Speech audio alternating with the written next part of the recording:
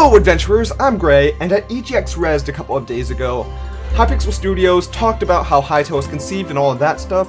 However, during that interview, which I'm going to talk about a little bit later, they did a teaser of Zone 3, also known as Borea, which is the icy, really cold zone.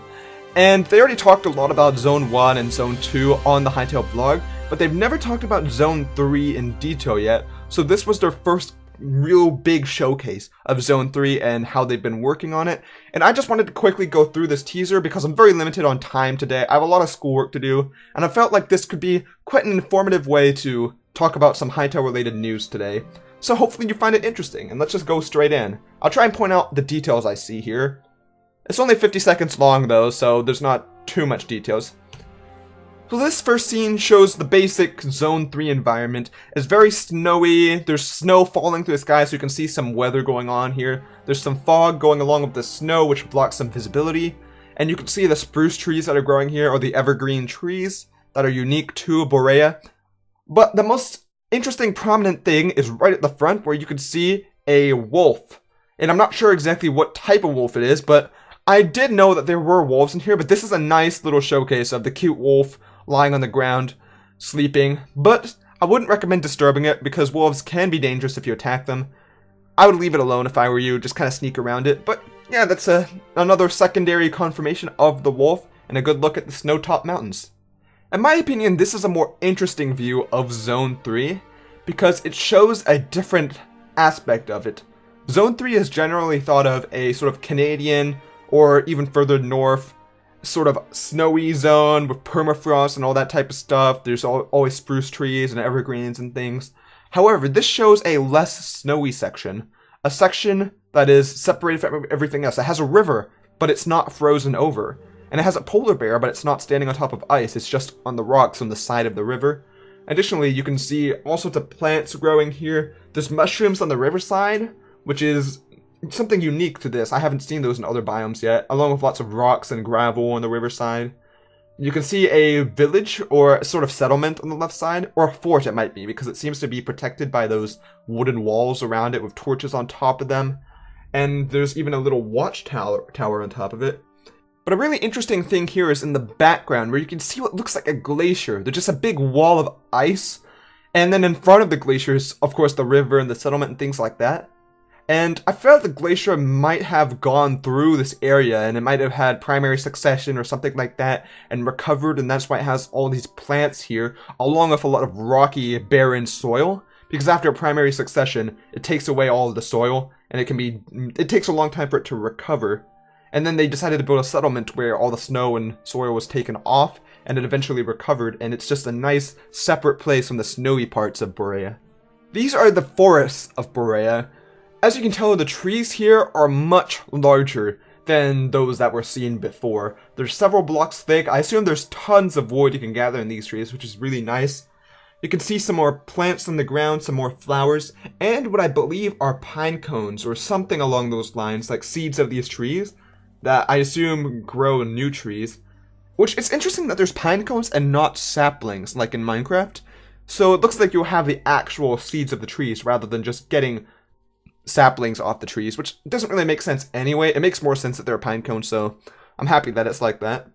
This scene shows some really nice visual effects with the fog and the sun rays filtering through the fog, making for a nice, realistic, I believe, sunset, though it could be a sunrise, I can't really tell. However, what you can clearly see is a new creature, a new animal, in this case, a mouse. And look, he's so cute. He has big eyes and big ears, and look at him. He has the ears that I have in Stardew Valley, which is, of course, cute because I am the cutest Stardew Valley farmer that ever done was. This is a glimpse of an entrance to a cave in Borea. And as you can tell, there were some glowing plants, I think, going on there. I don't think they're stalactites or stalagmites. They look more like some sort of icy plant to me that's for some reason glowing. I'm not sure if it's the plant itself that's glowing though, because there's some that aren't glowing. There might be some crystals going on in there. Some unique crystals to this biome that glow, which might mean a different type of ore, or it could be one of those 4 ores that I already knew existed, potentially cobalt, I don't know. But I do like how the river kind of flows into the cave and merges with it and forms sort of a river within the cave, which is nice. Oh, and it's another good view of the glacier. This is an internal view of the Borea cave system, and you can clearly see here something that's glowing. It's not really a crystal. This is glowing mushrooms, glowing blue mushrooms, which reminds me quite a bit of Terraria, and this could be what was glowing in the last scene, though we couldn't see them clearly. It might be, though. I like the contrast going on in this scene. So this is underneath the ground in Borea, but you can tell it's not too far underground because there's an opening directly to the surface with snow coming down from it. However, there's also lava right away, right below the surface. So it could be that there's lava that you don't even have to go that deep down to find in Borea, just underground. And the snow is just going straight into the lava, so it makes a nice hot and cold effect.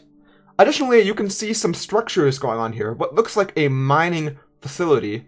So either now, or at least in the past, there were people or some sort of creatures who would mine Borea's underground caves for resources to see what they could get, which is kind of risky with lava everywhere, but it really adds for a nice effect that this place has been lived in. People have been here, and I hope that there's lots of structures like this, so that we have a lot to explore, a lot of loot to find in the world of Orbis. This is the last scene of this showcase, and the new creature you can clearly see at the bottom left is the snow owl, or at least I believe that it's an owl. It looks just like the owl shown before, except white.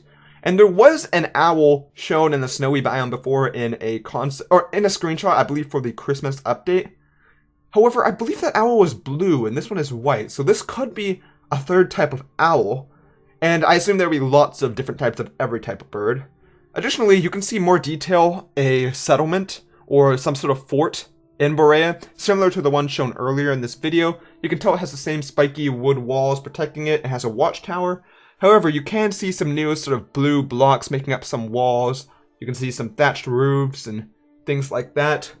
And you can also see what looks like a nest for these owls at the bottom left. You can see several owls sleeping in what looks like an owl house.